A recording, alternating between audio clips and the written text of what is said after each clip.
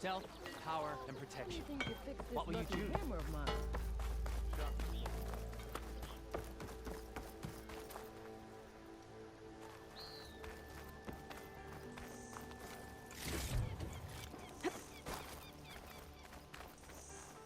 The way to Barren Light is clear. Get moving. You're not errand vanguardsman. I will move only when the captain When I've says... cleared out all the bristlebacks, which I have. Captain's orders. So they're okay. Banged up, but breathing. And waiting up ahead for you.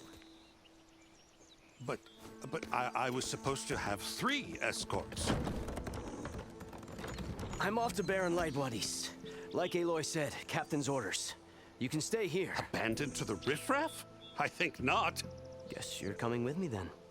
See you there, Aloy.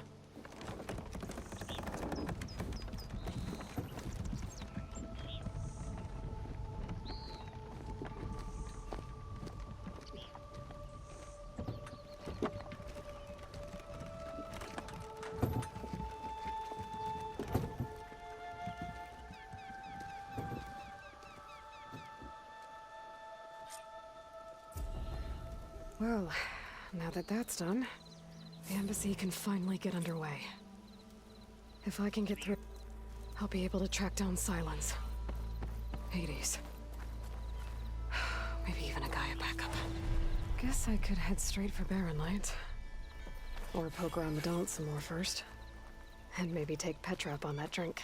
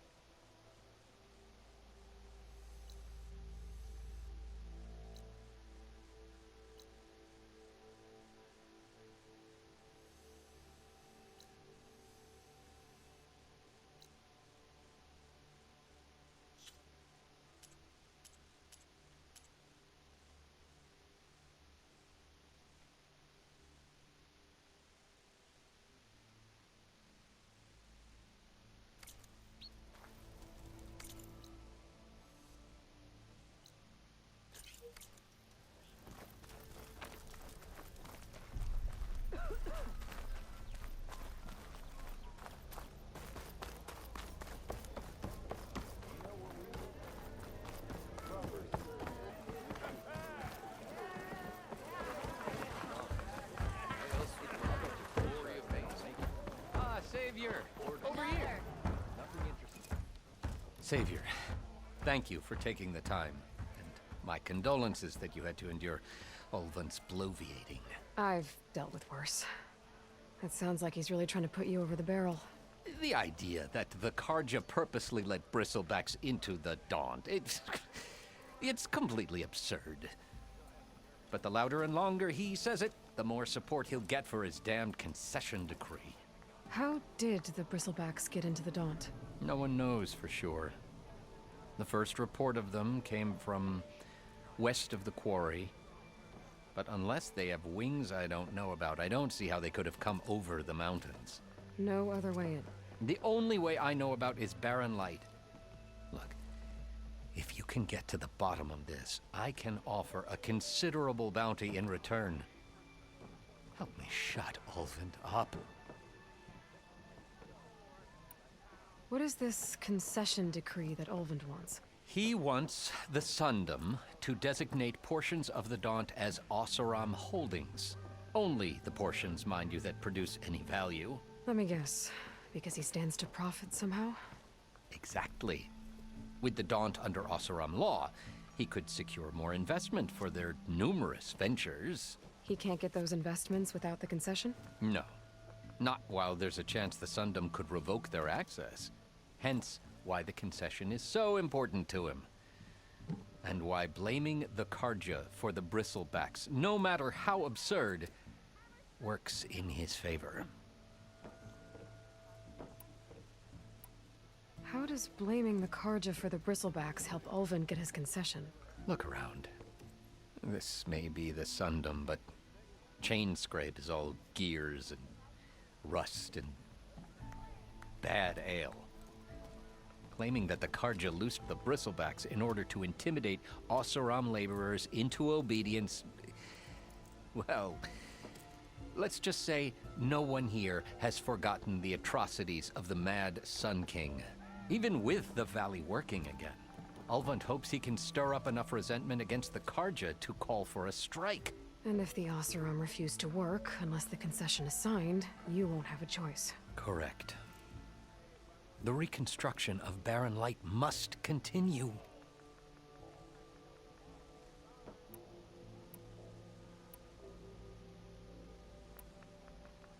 How did you get stuck out here? I asked for the posting, believe it or not. Overseeing the entire valley on behalf of the Sun King? It was an honor. Is an honor, I mean. But your job would be a lot easier without someone like Ulvund blasting hot air all the time? Ulvund's not going anywhere. He's been around longer than I have. Even fancies himself the founder of Chainscrape. Well, I'll find a way to live with him. I have to. You said the bristlebacks were first spotted west of the quarry? Yes, according to one terrified laborer, said the ground trembled before they came charging down the hillside. He took off and ran all the way here. Good place to start looking, then. If you learn the truth, maybe Ulvund will stop blaming the Karja for every problem under the sun, and maybe then he'll actually focus on rebuilding Barren Light instead. Nothing interesting.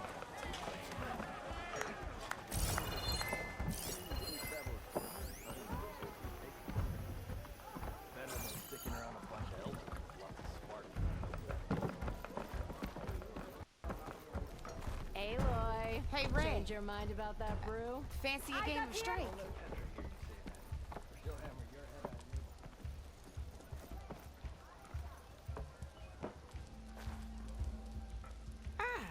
Come to revel in some strike, sister? Let me set the board. I was just passing by. First timer, huh? Don't worry about it. I'll go easy on you. You got any pieces? No. Well, aren't you in luck then? I got an extra set, a Tanakh original straight out of the Forbidden West. Sit. I'll run you through it in a hot spark. I'll give you something special if you win it on my boards, too.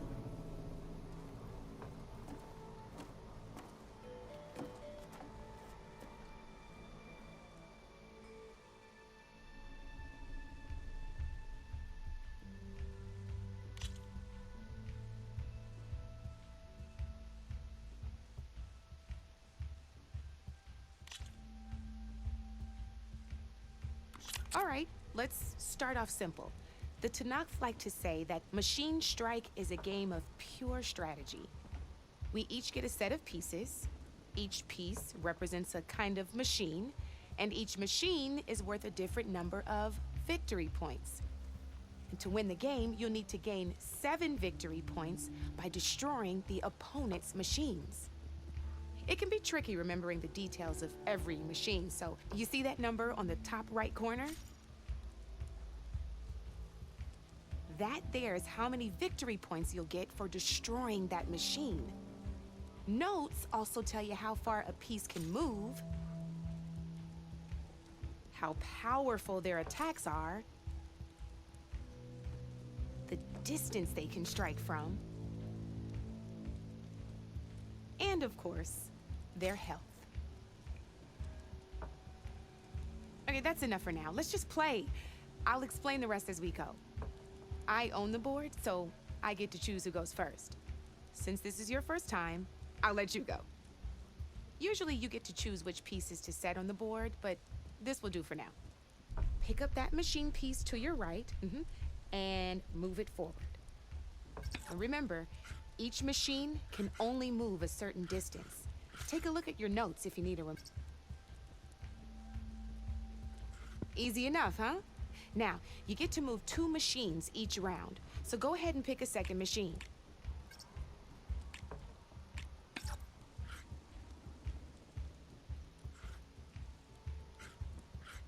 Just need to, move that machine forward, Red. Gotta move that machine forward. Perfect. There's not much else to do for now, so just end your turn. We're forging onwards. Let me move my pieces here. And we're back to you. This time, why don't you try attacking one of my pieces? Try with that machine on your right first. Now move the piece close enough to attack one of my machines. When performing an attack, you'll be testing your machine's combat power against the opponent's. A machine's combat power is a combination of the terrain your machine is standing on and its own attack power. This board only has grassland terrain, which has no effect on a machine's combat power. And your current machine has 2 points of attack power. So in total, your machine's combat power equals 2 points. Since my machine isn't the one attacking, it has 0 points of attack power. And just like your machine, it's not affected by grassland terrain. So right now, the difference in combat power between the two machines is 2 points. This means your machine can do 2 points of damage to my machine. Did you get all that?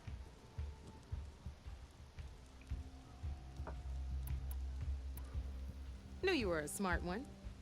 Finish up by attacking my machine. Not pulling any punches, huh? Now grab that second machine of yours. See how your machine can't move close enough to attack mine? You can make your machine sprint. That lets it move 1 space further. Try it out. Downside to sprinting is that your machine can no longer attack. Now, some players like to take a risk and overcharge their machine in cases like this. Overcharging lets you attack after a sprint, but it will damage your machine's health by 2 points. So use at your own discretion. Let's try doing that now so you can see what I mean.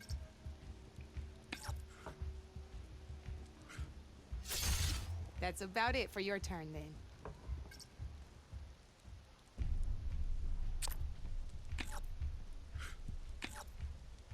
Now, I'll let you in on a neat trick.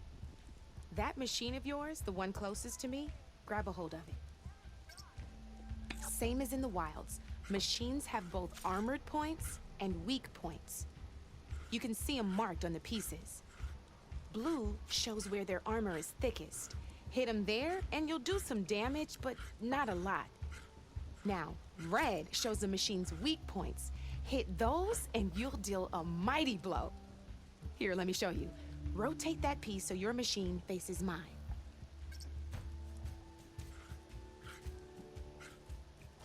Now let that machine have it. Off the board she goes, and there's your first victory points. You don't have 7 of them yet, so let's keep going. Your machine attacked mine, but hasn't moved yet. Go ahead and move downwards towards my remaining piece. You've already attacked a machine and moved your piece. But if you overcharge your machine, you can attack a second time. And by the look of your machine's health, you'd be sacrificing your piece to defeat mine. But sometimes that can be a good thing. Overcharge your... Ain't that a thrill? Now, because your machine was knocked out at the same time as mine, we both get the victory points our machines are worth. Good news is, since you're the one attacking, you're gonna receive your victory points before I do. Which means you can reach the coveted 7 victory points first. That's why sometimes losing a piece can be the best. Now, you'll notice you didn't get quite up to 7 victory points this time, but you did destroy all my pieces. That means you're the winner! That wasn't so hard, was it? Just remember, you'd be surprised the advantage you can gain over an opponent like that. I know it saved my behind in a game or 2. I'll try and remember that. I want the Savior of Meridian to have them. It's a small set to be sure, but it should be enough to get you in on any strike games you find out there. You might even fancy looking out for them strike carvers. They've got all kinds of unique pieces that can turn a game in your favor, though they'll need the right materials to craft you one. Or you might find them in the wilds if you're lucky. I know I've lost my fair share of pieces after a night of machine hunting or brew hopping. No need to thank me. Always a pleasure to help out new strike players. And 3 clanks for our chef Mildub. Now, if you feel like playing a real game, I've got plenty of other boards. I could even teach you a few more tricks if you're up for it. Thanks. I'll think about it.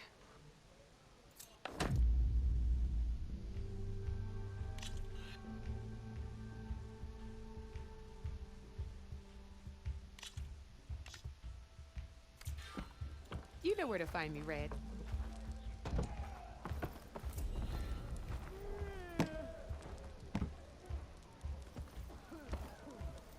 Come for that beer after all, eh? Here, sit down. Get a pint in her hand. Wasn't expecting you to swing by. Since when do I do what's expected? There's that spark. Fire and spit.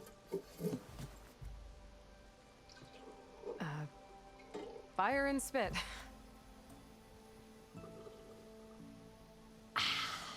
That's a blast from the bellows. Won't fix the forge, but at least I can forget about my troubles for a while. Like what?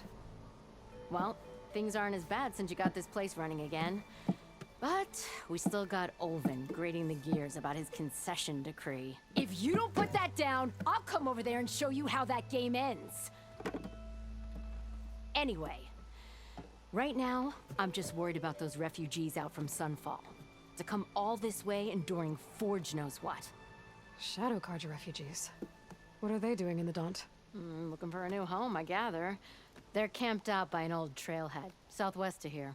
And therein lies the problem. A Stormbird crashed up on the cliffs last week, and Talon Cleanbrokers had his eye on the salvage ever since. But the refugees have barred entrance. Mustn't interrupt their sun-scorched ritual. Something about finding a twilight path. Huh. Never heard them talk about that before. Yeah, well, these particular Shadow Carja are an odd bunch. But overall, they're peaceful folk. Not that it matters to Talon. He'll crack some heads to get to that salvage. Maybe you could swing by, convince him to set up camp somewhere else?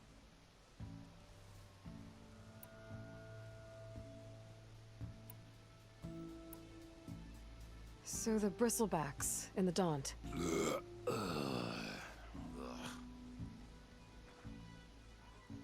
Where did they come from? That's the thing. No one rightly knows. They just showed up one day, rampaging around the valley like they exploded out of a forge.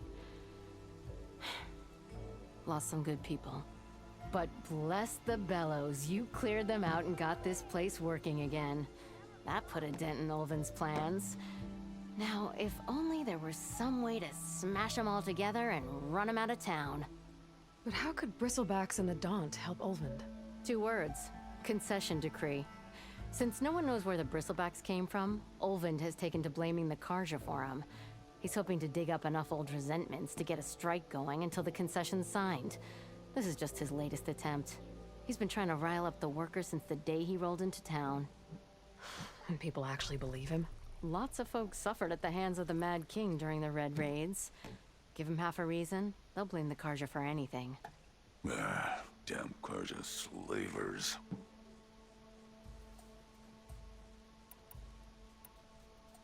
I thought you'd be back in Freeheap. Well, after the big battle at Meridian, I went back. But realized it was running smooth. Didn't need me. Heard about the rebuilding out at Barren Light. Figured they could use another hammer. Been scraping by ever since. You could always leave. And go back east? Nah. I ain't one to leave a lit forge. Besides, someone's gotta be a squeaky wheel for the workers around here.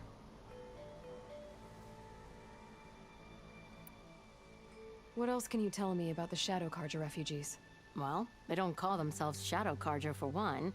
At least, not anymore. They're some other brand of sun-crazed. But whatever side of the sun they're on, they're peaceful through and through. Don't seem to want for nothing except a place to live, pray, and just enough food to keep from starving. So they're just camped outside by a trail, blocking entry to a wrecked Stormbird, waiting for... what, exactly? Don't rightly know, but I'll tell you this. Should they ever wise up and salvage it, a Stormbird heart is worth a lot. And if they get there first, then by Ostrom law, it's theirs. Not that Tolan Cleanbrokers ever lost sleep over any law breaking. Who is this Tolland clean broker? Just some chuff-huffing pondsman. Got a shop here in town. Lived in Chainscrape since there was a Chainscrape. He and Ulvin go back a ways. Like a pair of coals and a campfire, those two. So Tolland works for Ulvin? Ha! Ulvin might think so, but Tolland scrapes up his own scams. And he ain't the type to let a few refugees get between him and Stormbird salvage. So about Ulvin.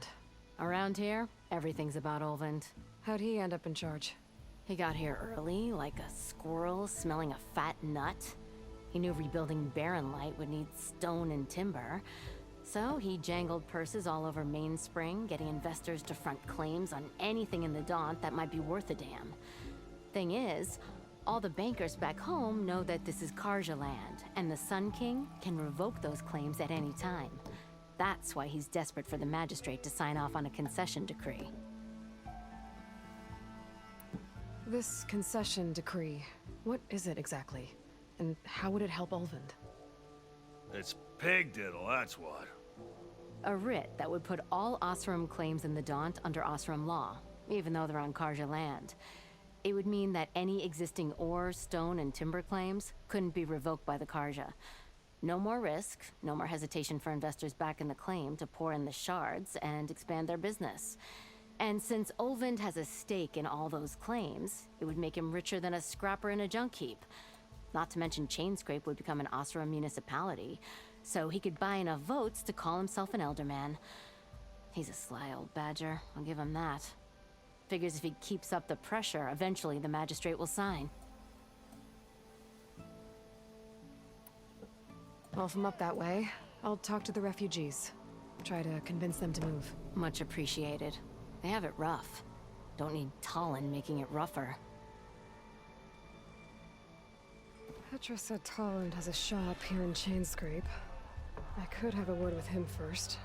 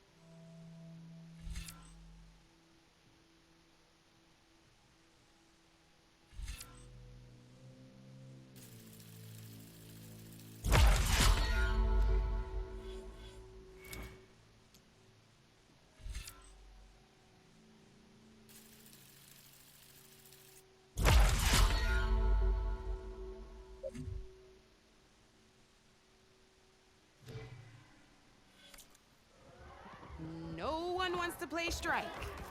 No?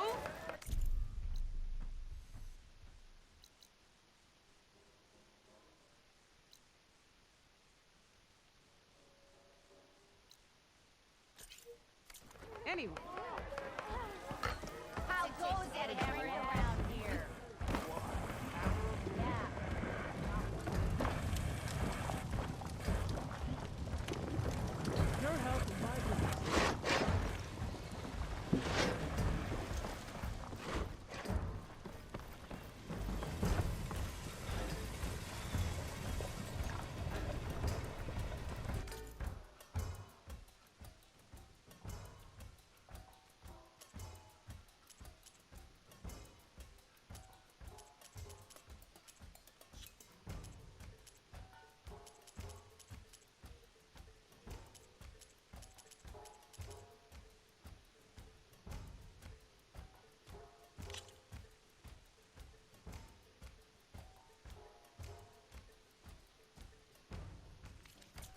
Fair enough.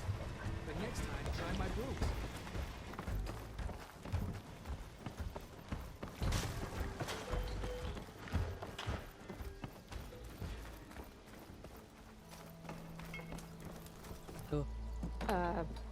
Okay, I'm not saying it's a bad idea. I'm saying it's overkill. It's a weapon. Kill is the point. Not if it blows the user's arm off. Oh, just stop talking. Where are we? Ah. So, you look like someone who's always searching for a new weapon. Am I right? Actually, But you're just nuts. I am with a customer. I'm not a customer. I got it. Triple the powder. It'll blow a Strider sky high. Ba-boom. One shot kill. Guaranteed. Maybe I am. Then you are in the right place at the right time, Red. How would you like to be the proud owner of the world's first machine-enhanced, Explosive. Done in one. Machine wrecking. yet perfectly safe, javelin thrower?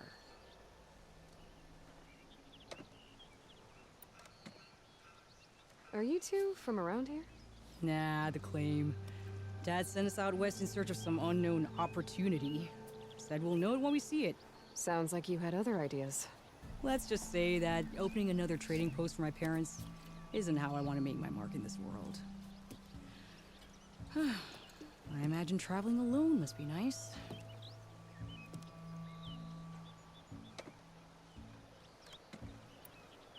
So she's your partner? My apprentice and my sister. She's why we're out here. There was an incident. Another incident. Involving explosives? Ba-boom. And Dad's precious homebrew. He shipped us out the next day. Huh. Tell me more about this weapon of yours. Saw a scroll when I was a kid by some Karja scholar who wandered out west. Had a scary drawing of a Tenakth warrior hunting with a kind of javelin thrower. Effective? Yes. Basic? Undoubtedly. But coming out here made me remember it, and I'm on the brink of vastly improving the tool's archaic design. Whereas I will perfect it. I can use machine parts to enhance the user's throw, increase the projectile's velocity. Well, Boomer here is adamant that enhancing the projectile is better, namely with explosive tips. Boomsticks. Why not both? That could work. There's one small snag. I need the parts to make the first working model. Well, for starters, I'll need charger horns. Intact. Yeah, that. Just be sure to shoot them off before the machine goes down. Otherwise, they break. But the real innovation, and keep it to yourself, is a fang horn rib. There's a mean one east of here. Blow it sky high. Boomer! You get him for me. It's yours. My treat. You have a deal. I should have enough charger horns for Della and Boomer now. Just need a rib from that fang horn you were talking about.